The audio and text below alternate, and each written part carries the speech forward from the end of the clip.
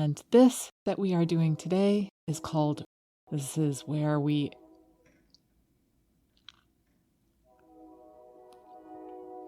listen to the train in the background.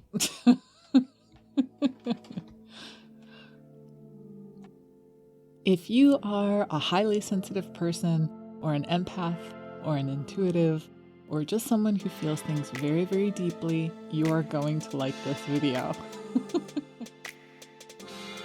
Hello, loves. I'm Maya, a life coach and a student of self-help for nearly, don't count it, 3 decades. Shh, don't tell anybody. And this is where we explore questions, resolve issues, and see what we can do to reveal more of your path to your best life. Today's question is from Sonu in India. Sonu is a student in his 20s. He's full of love, but says he's often sad and depressed. And Sonu asks, can you tell me some ideas for keeping happy? So Sonu, or if you are like Sonu, this video is for you. In today's video, you are going to get insight into 3 aspects of yourself that you can play with to build more life satisfaction. You're going to get a step-by-step practice that you can do today, right away, to feel happier. And for those of you who like it a little bit more on the dark side, a little more mischievous, we're going to give a playful bit of tough love also. So let's jump in. So Sonu, from what you wrote me, I gather that you're aching for companionship, and that part of what's putting a dampener on your happy is that you're just feeling lonely fairly regularly. And that makes total sense. I understand you live with family, but I also can relate to what it feels like to feel alone in a crowd, or to feel like you don't have someone who intimately sees you, sees into you, and understands you and appreciates you. And it can be easy to feel heavy-hearted and want companionship in today's world. The planet is a tough place to live right now. And when we hear conversations about what it takes to survive, and the news we're told about where society and economy and the planet could fail at any moment, it can definitely weigh us down and put a dampener on our natural joy. Today we'll talk about 3 aspects of who we most deeply are. We are much, much more complex than we're taught. We are more dynamic than we are taught. For one thing, we are much more than just the body. We are made up of a fully energized material that makes up the entire cosmos. We are like whirlpools in an ocean. We're made up of this incredible divine consciousness that is infinitely active and infinitely capable of creation. But when we forget that that's where we've come from, when we don't realize that literally in physics we are seeing that we are nothing but vibrational dynamics, that everything we believe is solid is actually just coherent movement, spinning, vibrating, and undulating in the field of what we call space-time. When we forget that we are this whirlpool of divine consciousness, of course we can feel lonely. When we imagine that we're disconnected from the absolute infinite expanse of the all, we can feel incredibly isolated. On one hand, as consciousness, we came into the physical body to play and to be able to hug and to enjoy and to cry and to experience and experiment. And then we forget who we are and feel miserable. And sometimes feeling miserable is just what the doctor ordered. So before we go into today's topic, just know that if what you really, really need is just to grieve and release the grief, if what you need is to spend a day allowing yourself to just have what you're having, sometimes that in itself is the best medicine. Otherwise, let's have a conversation and maybe give you some practical things you can do to access the higher state you're looking for as soon as possible. So first, I'm going to offer a bit of tough love. And if you're not someone that likes a bit of dark, tough love, then cover your ears a few seconds because here it comes. Sonu, you're unhappy? Dude, cut that out. You're a talented, loving, high energy being. You have a healthy, vital body. You have activities you enjoy. Now go pull your head out of your butt and go do one of those things. If you're having a crisis of imagination, take a pen and paper, write down 3 things that you like. Take as long as it takes until you get 3 things written down on the piece of paper. Pick one and just do it right now. Yeah, right now. Go. All right. Now that we've got the tough love in, now let's go ahead and give you some more of the rest of the tips. We are so much more dynamic than we realize. I had a dream once a long time ago where I was taught that the word abracadabra or abracadabra, depending on how you want to pronounce it, that this was a kind of as above, so below. It worked as a magic spell word because it's a way of saying on earth as it is in heaven. It's a way of bringing from the 5th dimensional transcendent realm of non-physical down through the 4th dimensional realm of imagination and creation as we co-create with the universe, and rendering that creation physical into the 3D realm, into the body, the mind, and the physicality of what it is to be alive, physical, mortal. We are magical beings. If we're going to do the magic of pulling the 5th dimensional perfection, the world of forms, through our imagination into the creative physical, if we are going to make use of all 3 aspects of our being, the physical, the mental, emotional, and the non-physical, it helps a lot if the root is taken care of. It helps a lot if you give yourself the basic body care that will balance your electromagnetics and help balance the biochemistry that is the body. So for your 3D tip, in short, eat, sleep, exercise, and get some body compression. So what do we mean by that? We can think of the body like a car. If the car is out of gas, it's not going to run properly. So the question I have for you is, have you done each one of those today? Have you eaten properly today? Did you get enough sleep last night?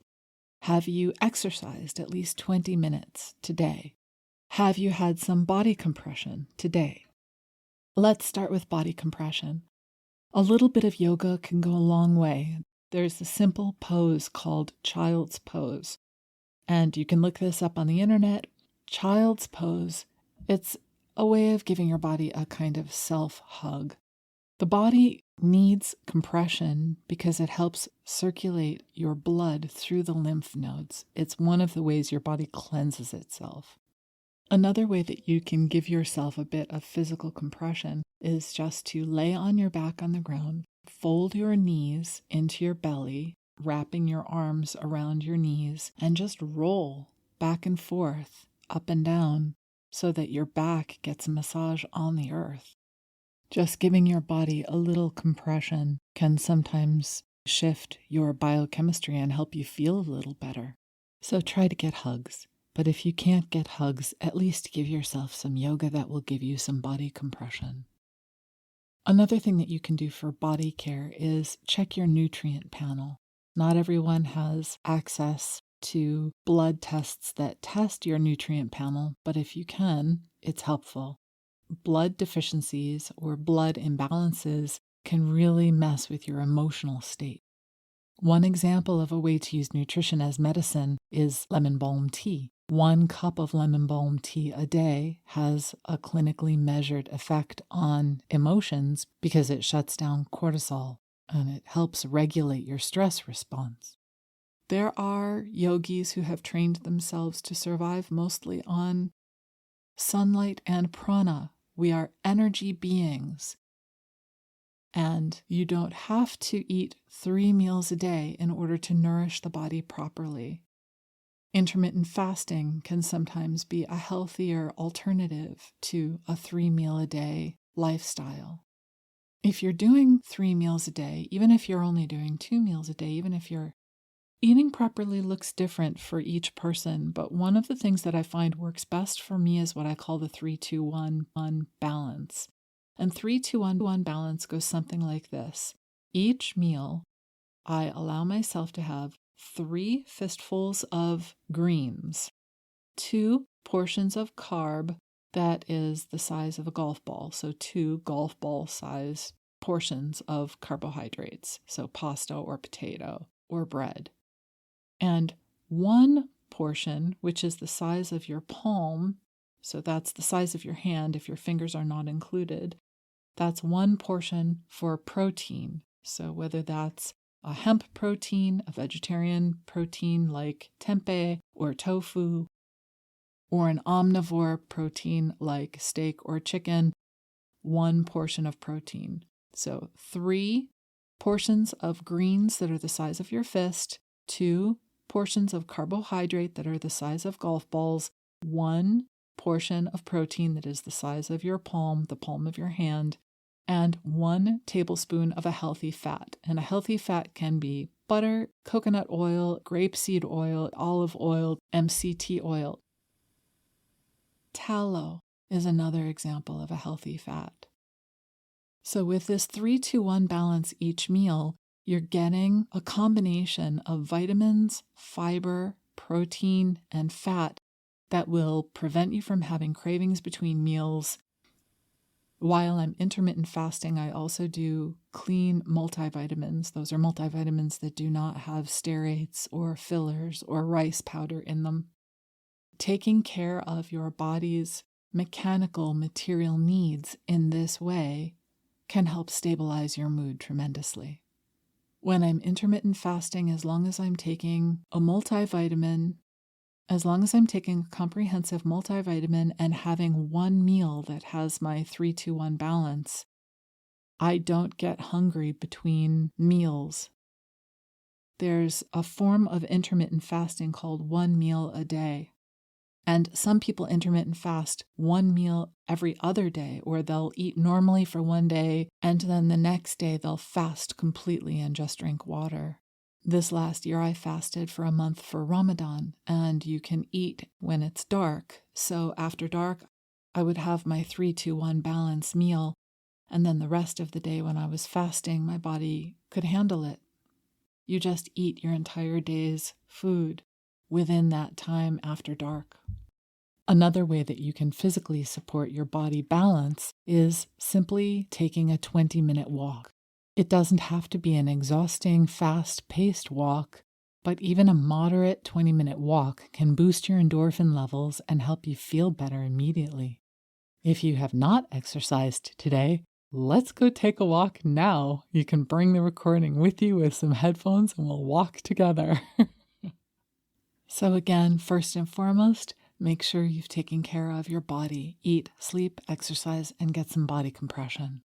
Next, let's talk about the 4th dimensional, your emotional field and your creative aspect. For many years, I studied with a practitioner by the name of Marshall Rosenberg, who put out a book called Nonviolent Communication, A Language of Compassion. One of the things that Marshall taught is that emotions are signals. So I like to think about this like your stomach. If you're hungry, your stomach will growl. It will give you a signal that your body needs something. And when you feed your body what it needs, then the growling stops automatically. I look at emotions the same way. Emotions are pointers to underlying and often unconscious core values that are part of our psyche, that are part of our non-physical aspect. So unhappy emotions can indicate that some of your core values are not being sufficiently cared for. And even a little bit of care for those particular core values can immediately lift our mood and help us feel better. Some of the wisdom traditions teach that the heart is the middle ground between our higher selves and our practical reality. The heart is like a bridge. And I like to think about the core values as part of our solar plexus, that creative center. Our heart and our core values, these are the face of love that we are. Our core values are our individual path to manifest heaven on earth. So another way to think about this is that in the body of the greater universe, we are all like individual cells in that greater body. We are little organs of consciousness, and our experience feeds information back to the vibrational dynamics that we are made up of and immersed in. Some people might say we are cells in the body of God. So how does this relate to feeling lonely? Let's say you are checking into your emotional upset and you realize you're sad because you need companionship. Once we understand which core value is growling, then we have an inner compass. We have a guide to make a clear request of ourselves or of others that can help care for that. In other words, when we know ourselves and the core values, then we can take clear action around that. So if you're looking for companionship, what requests can you make of yourself or of other people that can help you feed your need for companionship? For example, you might ask yourself to give what you are hungry for. There are lots of lonely people, people who want companionship, people who want someone to talk to. You could offer yourself as a cuddle buddy. You could go on the website 7 Cups and offer text support for someone who's just looking for a sympathetic ear. You might ask yourself to volunteer for a day with a global organization. Sadhguru has a project that's all across the planet right now called the Save Soil Project. I have been to his events. I've met the people in his organization. I've met some of the people who follow. Everyone that I've met have been extremely open-hearted and sincere and really loving human beings. So I think that would be a great place to give some of your love and get loved in return. You'll meet people, and that will give you more people that you can make requests of so that you can feed your need for companionship. In the Powerful Requests course, I recommend that your requests be something that can be done in as little as 10 minutes. That ensures that you're feeding that core value a little bit right away. Now, what happens if you have a core value that you cannot feed in a tangible way right now, right in this moment? This is where I bring in a practice I call rain dancing, or filling the cup. You may be familiar with this if you've heard the stories about Native Americans who would, after doing a particular 20-minute practice, bring up rain when they wanted it. Whether we're talking about the physics of spooky action at a distance or the physics of quantum entanglement, there's a lot we don't understand about the power of mind over matter. But little by little, we're learning more. For example, did you know that we can use the power of imagination to feed unmet needs and heal trauma just using our imagination? If you've been listening to my work for a while, then you've probably heard me refer to the psychological study about basketball players. They separated basketball players into several groups, a control group, an imagination group, and an actual practice group. So one group of basketball players were actually throwing free throws. They were practicing on the free throw line with actual basketballs. Another set of the basketball players were just sitting in comfortable chairs, imagining perfect free throws. And of course, there was a control group, a group of basketball players that weren't doing anything at all. Surprisingly, the basketball players who just imagined perfect free throws actually tested better than the basketball players who practiced physical free throws and the basketball players who did nothing at all. I'm sure you've heard of the placebo effect. There was even a psychological study about surgeries, knee surgeries, patients having been told that they would receive knee surgery, not receiving the knee surgery and then healing spontaneously. There's a lot we still don't know yet scientifically about the power of imagination. What we do know is that we have a creative heart and we have the capacity to help ourselves electromagnetically feel a bit of any experience we want right now. What do I mean by that? I mean, let's take your core value for companionship. Ask yourself, what does the perfect image of companionship look like? What does the perfect experience of companionship feel like? What does it sound like? Take your time with this practice. This is not something to rush. Enjoy imagining deeply what each moment, each heartbeat would be like. If you like, take out a pen and paper and write for 20 minutes about what that perfect experience of companionship would look like, feel like, and sound like. And most importantly, you want the details to be as vivid as possible. What words do you hear? What colors do you see? How many people do you see? What kind of people? What are they saying to you? What do you sense on your body? Imagining the experience so fully that you can spend 3 minutes or 10 minutes or 20 minutes vividly enjoying the image creates a new neural pattern in your brain that electromagnetically triggers areas of the brain that are not being triggered when you're feeling sad. There's an experiment in psychology where they gave people pencils and they told the people to put the pencil between their teeth, which artificially lifted the corners of their mouths like a smile. And within 20 minutes, people who are biting the pencils reported feeling happier than people who are not biting pencils. There's a way we can tap into the hard wiring and the circuitry of the brain that literally physically alters our mood. So this 20-minute practice or 3-minute practice or 10-minute practice of imagining the perfect scenario exactly the way that would be the most satisfying for you, this is what I call filling the cup. And you can track yourself as you go along. Notice after 3 breaths how you feel differently than when you started. And then after 3 minutes, track again. Do you feel better, the same, or worse?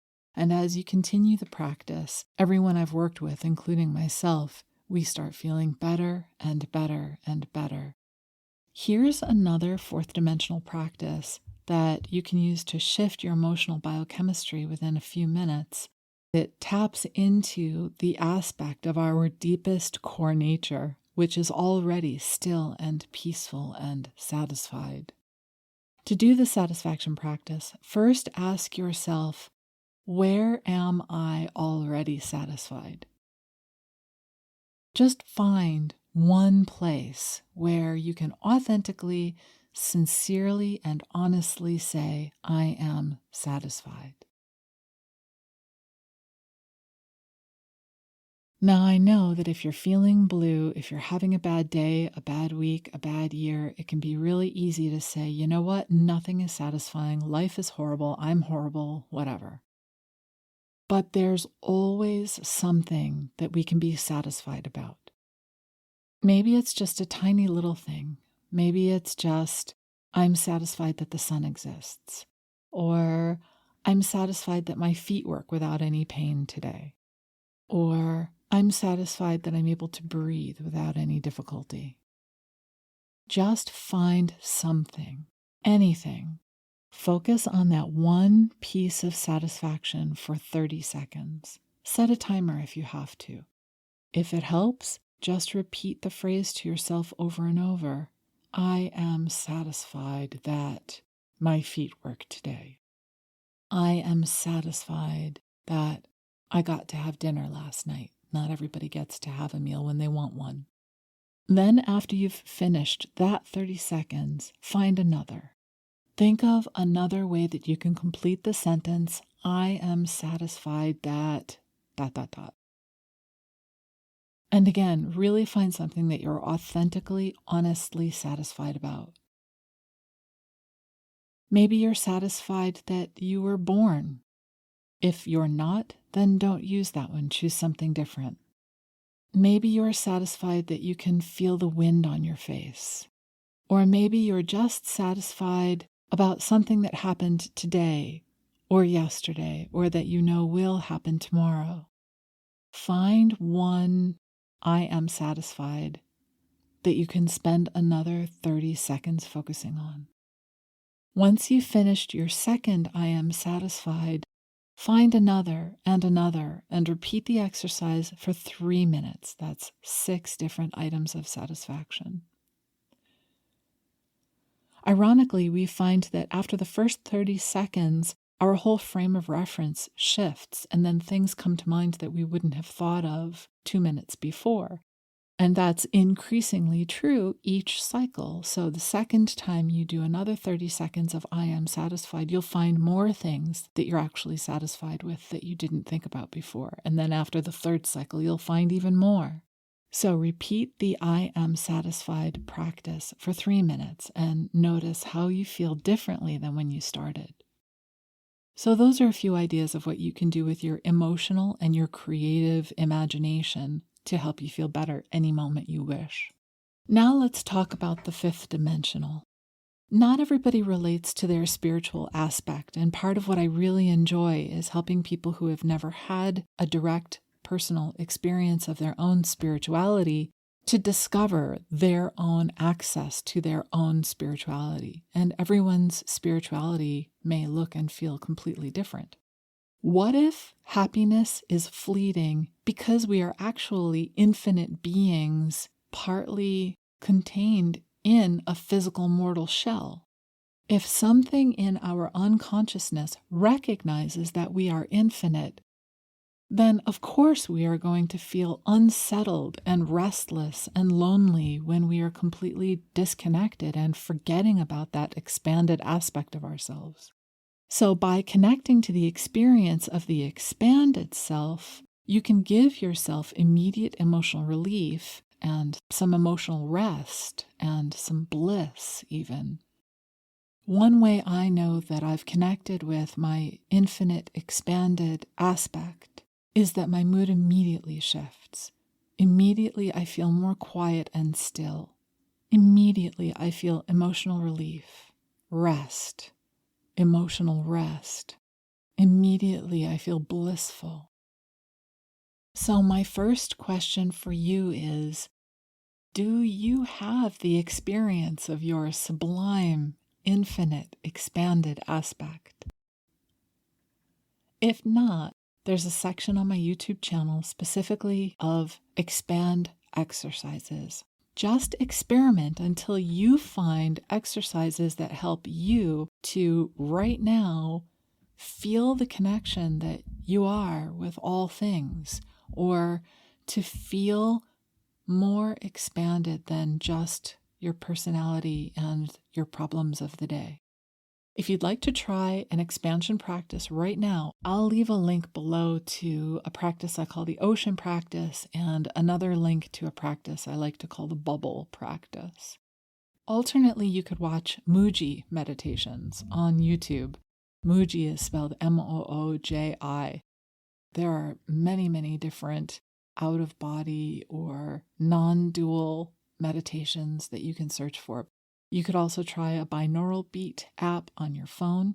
If you've never done binaural beats, basically they put a frequency of vibration in one ear and a different frequency of vibration in the other ear. And when the brain tries to reconcile those differences between the vibrations across the corpus callosum in the brain, it creates a new vibrational dynamic. And our thoughts, our brain waves, are vibration. So scientists have identified brain states based on what frequency of vibration our brain is giving off. Beta is the busy mind that we typically use when we're doing our day-to-day logistics. And when you can drop out of beta into a slower frequency like theta, alpha, or delta, it will change your emotional state. Some people have experienced out-of-body experiences with binaural beat apps. Some people sleep better with binaural beat apps. I highly recommend a binaural beat meditation. Now, if you want to feel a bit of stillness right now, here's an exercise you can try. Originally, this practice was inspired by Ken Wilber, who would have us notice the sounds around us. And Ken would say, we know we are not the sounds because we hear them. We are listening to them. Since we are listening to the sounds, we know we are not those sounds. And then Ken would have us focus our attention on the sensation of the chair under your butt. And again, he would say, I know I am not the chair because I can feel the chair under my butt. And since I'm observing the chair, I am not that chair. Now observe your thinking, your thoughts. And notice that because you can observe your thoughts, we are not our thoughts. Our thoughts are objects that we own and we observe. So just now, notice that you can hear your own thoughts. Even if you spend 1 minute just listening to your thoughts, sometimes this can be very calming. A friend from France likes to describe thoughts as clouds that are just passing by, coming and going. Just watch the coming and going of your thoughts.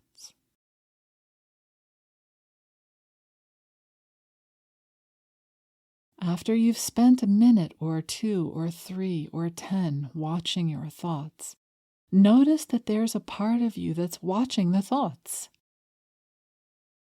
Notice the part of you that listens to the voices in your mind's ear. Let's call that the watcher. Some traditions call that part the observer. So allow yourself to watch the watcher. Allow yourself to look at this observer, the part of you that's watching your thoughts. If you're anything like me and some of the clients I've worked with, immediately this will quiet the mind, and immediately you will feel more still, more peaceful, and more calm. Even now, just take 3 breaths of watching the watcher. Notice how you feel. How do you feel differently now than where you were when we started? So these are some introductory ways that we can tap into the direct experience of the expanded aspect of ourselves. If you'd like to go deeper with accessing your transcended infinite aspect, there's more information at the end of the video. So the bottom line for today, I hope you'll take away 3 takeaways. 3-dimensionally, at the root, take care of your body. Make sure you've had enough food, sleep, exercise, and body compression. In the 4th dimension, make sure you've taken care of your heart and the vehicle of your beingness. And what I mean by that is explore your core values. What might your emotions be pointing to that your body and your emotional world need? What requests can you make of yourself or of other people that can help you feed your need? What actions can you take? Worst case scenario, you can rain dance or fill the cup and release whatever grief you have if you need to. 5th dimensionally, and I recommend always tuning into the 5D first, call on the infinite expanded aspect of yourself.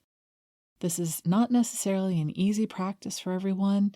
Pretty regularly I fall off the horse and I completely forget to tune into the expanded aspect. But more and more every day, more and more of us are remembering every moment that we are multifaceted beings, that we are not just physical, material mortals, that we are much more than that, actually, that we are creative, magical beings that can render on earth as is in heaven, as long as we're willing to look consciously and be aware of the core values that our personality communicates, allow ourselves to be the hands of God, the organs of the universe that we are, and allow ourselves to render from 5D through our imagination into the 3D on earth as it is in heaven. So I hope this video helps you to explore, resolve, and reveal a bit more of your best path to happiness for today. If so, if you have any questions, or if you have a bit of love to share with Sonu, please give a thumbs up, subscribe, and leave your comments below. For more Lift Nibbles, follow us on Facebook or Instagram. There are links in the description. And I invite you to join me for group Zoom calls Wednesdays at 7 p.m. Eastern Time and Saturdays at 1 p.m. Eastern Time, where we get together to explore issues, resolve problems, and reveal more custom practices to help you live your best life today. And finally, if you would like to support my work, you can do so at patreon.com. That link is also in the description for those who are interested. Your support helps me bring more of this work faster to more people who want it. So thank you so much. I appreciate it. Meanwhile, thank you for listening. You being here contributes to all of us that are looking for tribe and a community of practice where we can collaborate and partner with each other to live more of what we human beings are capable of being. Have a wonderful rest of your day or evening, and I look forward to seeing you again soon. I just Googled the word silly and then scrolled through the images. So funny. Okay. So, what are we talking about today? Thank you so much for listening to my video, love. You being here helps me fulfill one of my strongest core values, which is my desire to contribute and my desire to collaborate in practice. Thank you so much for listening.